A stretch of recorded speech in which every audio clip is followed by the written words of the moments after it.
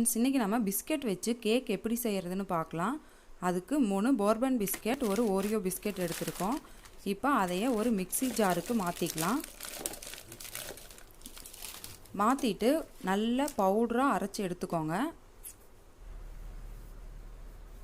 அரைச்சி எடுத்ததுக்கப்புறமா உங்களுக்கு இனிப்பு இதே போதும்னா அப்படியே விட்டுருங்க. இல்லைனா 2 ஸ்பூன் சுகர் ஆட் பண்ணிக்கோங்க. ஆட் பண்ணிவிட்டு மறுபடியும் அரைச்சி எடுத்துக்கலாம்.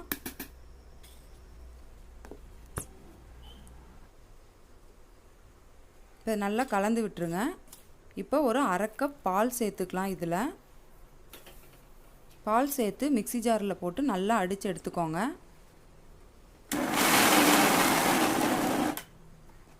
பால் சேர்த்துனதுக்கப்புறமா இந்த மாதிரி கன்சிஸ்டன்சியில் இருக்கணும். அப்போ தான் கேக் நல்லா ஸ்பாஞ்சியாக வரும்.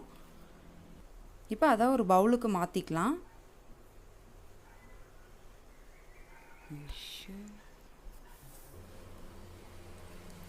இப்போ அதில் ஒரு 1/2 ஸ்பூன் பேக்கிங் சோடா ஆட் பண்ணிக்கலாம். ஆட் பண்ணிவிட்டு நல்லா கலந்து விட்டுருங்க.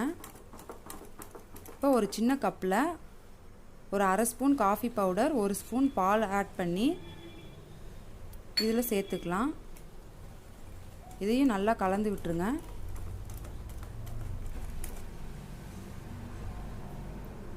இப்போ நம்ம ட்ரே ரெடி பண்ணிக்கலாம். ஒரு ட்ரே எடுத்துகிட்டு ஆயில் இல்லைன்னா பட்டர் எடுத்து இந்த மாதிரி சுற்றிலே அப்ளை பண்ணிக்கோங்க. அப்ளை பண்ணிவிட்டு பட்டர் பேப்பர் இருந்துச்சுன்னா யூஸ் பண்ணிக்கலாம். அப்படி இல்லைங்கிற பட்சத்தில் கோதுமை மாவு இல்லை மைதா மாவை இந்த மாதிரி ஸ்ப்ரெட் பண்ணி விட்டுருங்க. ஸ்ப்ரெட் பண்ணிவிட்டு கலந்து வச்சுருக்கிற சாக்லேட் கலவையை இதில் ஊற்றிக்கலாம்.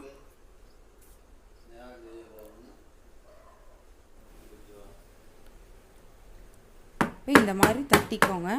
அப்போ தான் உள்ளே இருக்கிற ஏர் பபிள்ஸ்லாம் போகும். அதுக்காக தான் இந்த மாதிரி தட்டுறோம். இப்போ அதுக்கு மேலே நட்ஸை தூவி டெக்கரேட் பண்ணிக்கலாம்.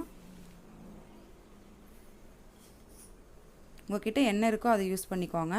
இப்போ அடுப்பில் ஒரு அடிக்கனமான பாத்திரத்தை வச்சு கல்லுப்பு தூவிக்கோங்க.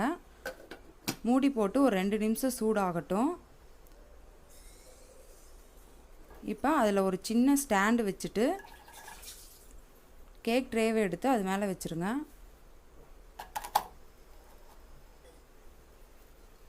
மூடி போட்டு மூடிக்கலாம். ஒரு 1/2 hour லோ ஃப்ளேமில் வேகட்டும். வெந்ததுக்கப்புறமா ஒரு டூத் பிக்கோ இல்லை ஸ்பூனோ எடுத்து குத்தி பார்த்துக்கலாம். மாவு ஒட்டாமல் வரணும். இப்போ நமக்கு கேக் ரெடி ஆயிடுச்சு. ஒரு கத்தி எடுத்து நல்லா சுற்றிலையும் கட் பண்ணி விட்டுக்கலாம்.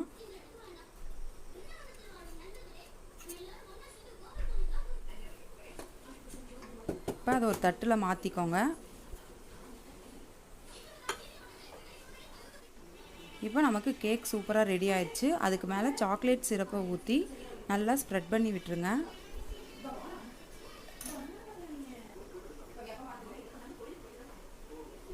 இப்போ இதை கட் பண்ணிக்கலாம்.